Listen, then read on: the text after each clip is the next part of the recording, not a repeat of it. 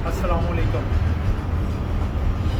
जी। मेरा इंटरव्यू है बाबे सिकंदर वास्ते कि काफ़ी अरसे तो मैं देखता आ रहा कि बाबा सिकंदर बहुत ज़्यादा गल्लां करदा है और गल गल ते ओहदा होंदा है कि इस तरह जोड़ा लगाओ इस तरह होइएगा, इस तरह जोड़ा लगाओ इस तरह होइएगा। मैं तो जूं होई संभाली यही देखदा आ रहा, लोग गल्लां बड़ियां करते हैं, अमलन करके नहीं दिखाते। तो मेरा पैगाम सिर्फ बाबा सिकंदर वास्ते है, तो उन्होंने बंदे वास्ते है ਜਿਹੜੇ सिर्फ गल्लां ही करते हैं, एक दूसरे ਨੂੰ लड़ाते हैं, चैपलोसियां करते हैं, वो डायरैक्ट आन बाजी लगान कुछ करके भी दिखान मैदान के सिर्फ गल्ली बाती कुछ नहीं होता। कई लोगों आदत हैगी है एवं झूठे भुगतान लाने की, वो जी वो जादू हो जाता है, फलान हो जाता है। यार मैं कहना मेरे ते कर दियो यार, जिन्हें करना है जिदा कोई ख्वाहिश ही मेरे ते कर दे। अल्लाह की रहमत होनी चाहिए है, ਇਹ ਮੁਨਾਫਕਾਂ ਵਾਲੀਆਂ ਗੱਲਾਂ ਨਹੀਂ ਕਰਨੀਆਂ ਚਾਹੀਦੀਆਂ। ਇਨਸਾਨ ਨੂੰ ਖੁੱਲ੍ਹ ਕੇ ਸਾਹਮਣੇ ਆਓ।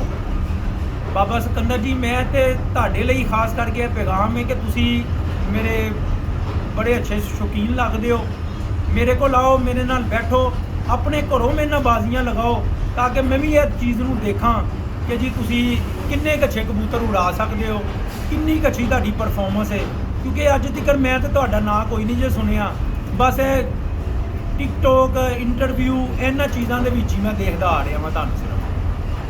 तो मैं इंतज़ार कराँगा इंशाअल्लाह ताला मेरा भाई आवे, मेरे नाल बैठ के प्यार मुहब्बत के नाल शौक तय करे। बेशक एक मिठाई की डली दे कर लवे मेरे नाल, जो भाई कहेगा, जेड़ा सीजन कहेगा। मेरे लगे हुए ने, चेतन भी लगा है, बैसाख भी लगा है, जेठ भी लगा है, हाड़ बच्चों का भी मेरा लगा है। तो मैं ख्वाहिश कराँगा कि तुसी आओ मेरे नाल बैठ के शौक करो। अस्सलाम वालेकुम।